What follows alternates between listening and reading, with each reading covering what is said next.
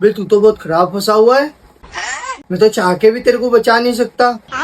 अगर मैंने तेरे को बचा लिया, बिल्ली जग गई तो तेरे को तो खा जाएगी वो। इसके लिए सॉरी भाई हो, मैं बचा नहीं पाऊंगा तेरे को। मैं जा रही हूँ। अरे जा, मुझे किसी की जरूरत नहीं है। अरे जब मैंने अपने दिल में रहने वालों के जाने का अफसोस नहीं किया तो घर से जाने वालों की परवाह क्या करूंगा। चल जा।